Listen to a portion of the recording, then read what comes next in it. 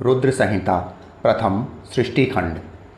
ऋषियों के प्रश्न के उत्तर में नारद ब्रह्म संवाद की अवतारणा करते हुए सूत जी का उन्हें नारद मोह का प्रसंग सुनाना, काम विजय के गर्व से युक्त हुए नारद का शिव, ब्रह्मा तथा विष्णु के पास जाकर अपने तप का प्रभाव बताना, जो विश्व की उत्पत्ति, स्थिति और लय आदि के एकमात्र कारण हैं।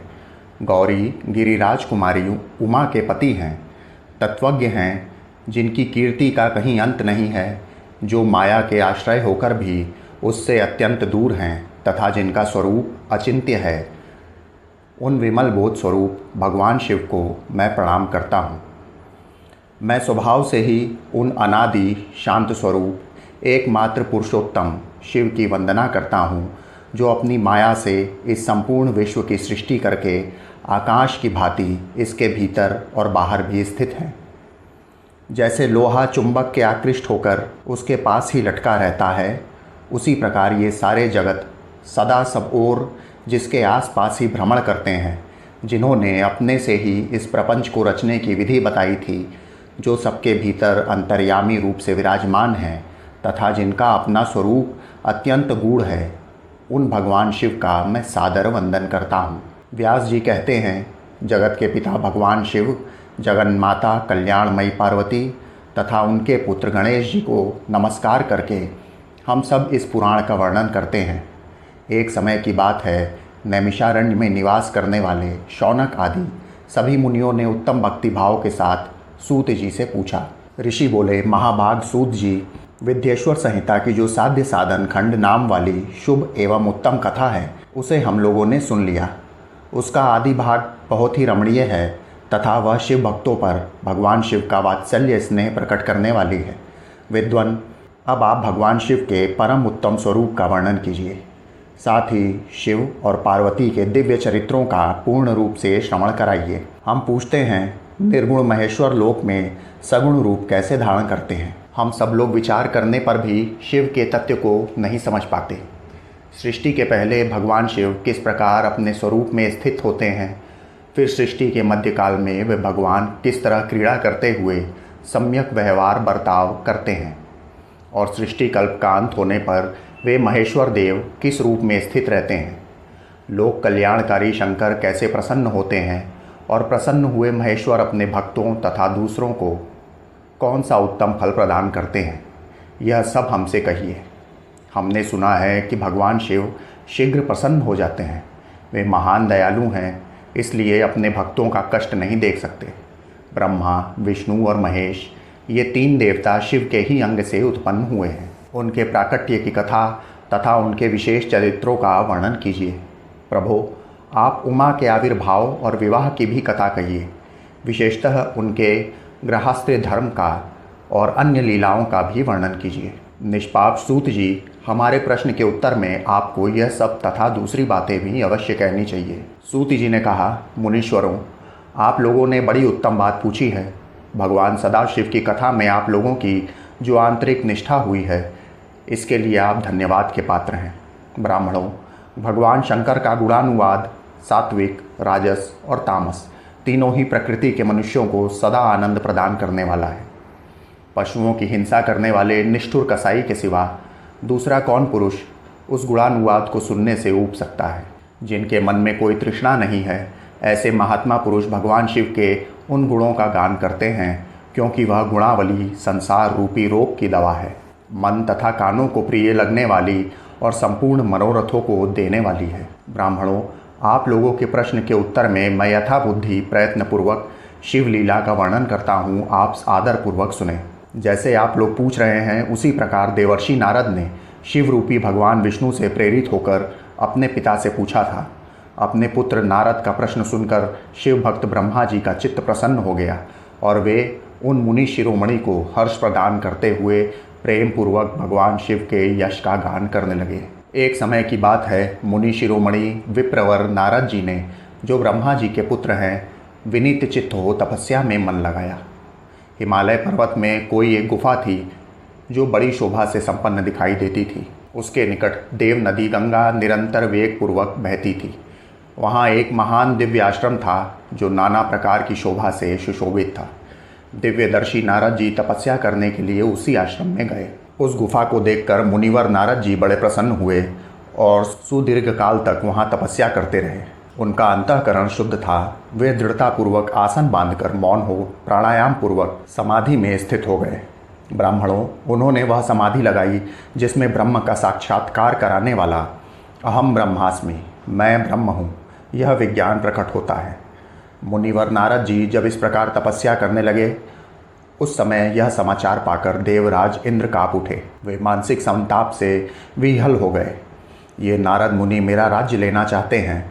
मन ही मन ऐसा सोचकर इंद्र ने उनकी तपस्या में विघ्न डालने के लिए प्रयत्न करने की इच्छा की। उस समय देवराज ने अपने मन से कामदेव का स्मरण किया। स्मरण करते ही कामदेव आ गए। महेंद्र ने उन्हें नारद जी की तपस्या में विघ्न डालने का आदेश दिया। यह आज्ञा पाकर कामदेव वसंत को साथ ले बड़े गर्व से उस स्थान पर गए और अपना उपाय करने लगे। उन्होंने वहाँ शीघ्र ही अपनी सारी कलाएं रच डाली। वसंत ने भी मदमत्त होकर अपना प्रभाव अनेक प्रकार से प्रकट किया। मुनिवरों, कामदेव और वसंत के अथक प्रयास करने पर भी नारद मुनि के चित्त में विकार नहीं उत्पन्न हुआ।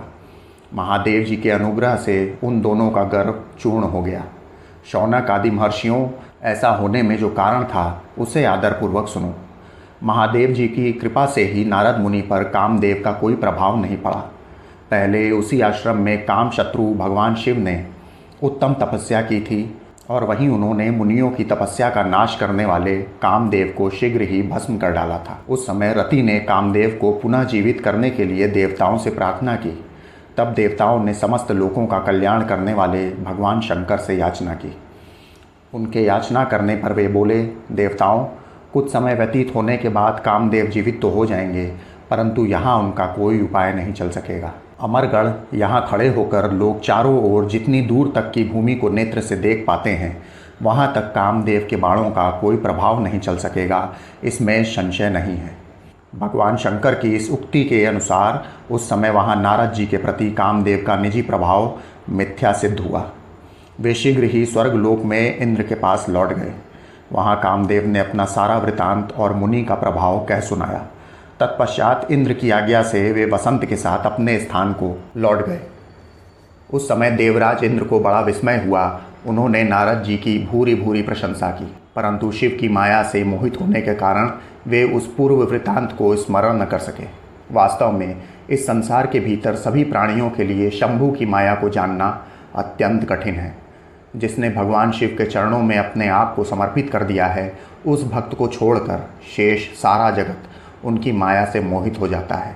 नारद जी भी भगवान शंकर की कृपा से वहाँ चीरकाल तक तपस्या में लगे रहे। जब उन्होंने अपनी तपस्या को पूर्ण हुई समझा, तब वे मुनि उससे विरत हो गए। कामदेव पर मेरी विजय हुई ऐसा मानकर उन मुनीश्वर के मन में व्यर्थ ही गर्व हो गया। भगवान शिव की माया से मोहित होने के कारण उन्हें यथार्थ बात का ज्ञान नहीं रहा। वे यह नहीं समझ सके कि कामदेव के पराजित होने में भगवान शंकर के प्रभाव का ही कारण है। उस माया से अत्यंत मोहित हो मुनि शिरोमणि नारद अपना काम विजय संबंधी वृतांत बताने के लिए तुरंत ही कैलाश पर्वत पर गए। उस समय वे विजय के मद में उन्मत्त हो रहे थे। वहाँ रुद्रदेव को नमस्कार करके गर्व से भरे हुए मुनि ने अपने आप को महात्मा मानकर तथा अपने ही प्रभाव से कामदेव पर अपनी विजय हुई समझकर उनसे सारा वृतांत कह सुनाया।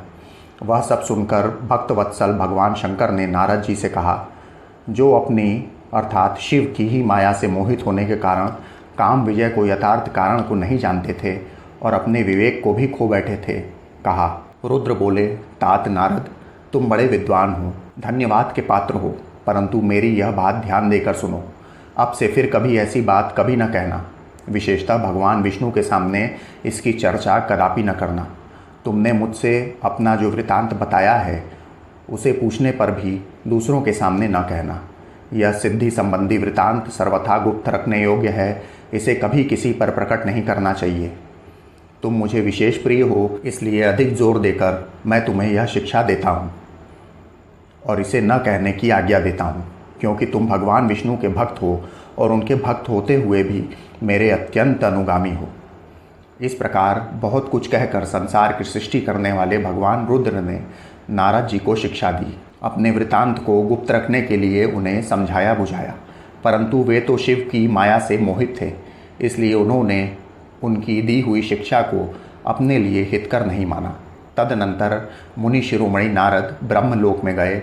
वहाँ ब्रह्मा जी को नमस्कार करके उन्होंने कहा, पिताजी, मैंने अपने तपोबल से कामदेव को जीत लिया है। उनकी यह बात सुनकर ब्रह्मा जी ने भगवान शिव के चरणारविंदों का चिंतन किया और सारा कारण जानकर अपने पुत्र को यह सब कहने से मना किया। परंतु नारद जी शिव की माया से मोहित थे, अतएव उनके चित्त में मद का अंकुर जम गया था। उनकी बुद्धि मारी गई थी, इसलिए नारद जी अपना सारा वृतांत भगवान विष्णु के सामने कहने के लिए वहाँ से शीघ्र ही विष्णु लोक में गए। नारद मुनि को आते देख विष्णु बड़े आदर से उठे और शीघ्र ही आगे बढ़कर उन्होंने मुनि को हृदय से लगा लिया। मुनि के आगमन का क्या हेतु है, इसका उन्हें पहले से ही पता था। नारद जी को अपने आसन पर बिठाकर भगवान शिव के चरणारविंदों का चिंतन करके श्री हरि ने उनसे पूछा। भगवान विष्णु बोले, तात, कहाँ से आते हो? यहाँ किस लिए तुम्हारा आगमन हुआ है? मुनि श्रेष्ठ, तुम धन्य हो, तुम्हारे शुभ आगमन से मैं पवित्र हो गया।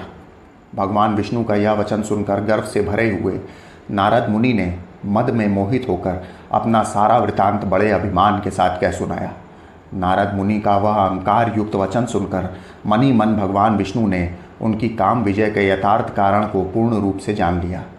तत्पश्चात श्री विष्णु बोले, मुनि श्रेष्ठ, तुम धन्य हो, तपस्या के तो भंडार ही हो। तुम्हारा हृदय भी बड़ा उदार है। मुने, जिसके भीतर भक्ति, ज्ञान और वैराग्य नहीं होते, उसी के मन में समस्त दुखों को देने वाले काम, मोह आदि विकार शीघ्र उत्पन्न होते हैं। तुम तो नैष्टिक ब्रह्मचारी हो और सदा ज्ञान वैराग्य से युक्त रहते हो, फिर तुम में काम विकार कैसे आ सकता है? तुम तो जन्म से ही निर्विकार तथा शुद्ध बुद्धि वाले हो। श्री हरि की कही हुई ऐसी बहुत सी बातें सुनकर मुनि शिरोमणि नारद जोर जोर से हंसने लगे और मनी मन भगवान को प्रणाम करके इस प्रकार बोले। नारद जी ने कहा, स्वामिन, जब मुझ पर आपकी कृपा है तब बेचारा कामदेव अपना क्या प्रभाव दिखा सकता है। ऐसा कहकर भगवान के चरणों में मस्तक झुकाकर इच्छा अनुसार विचरने वाले नारद मुनि वहाँ से चले गए।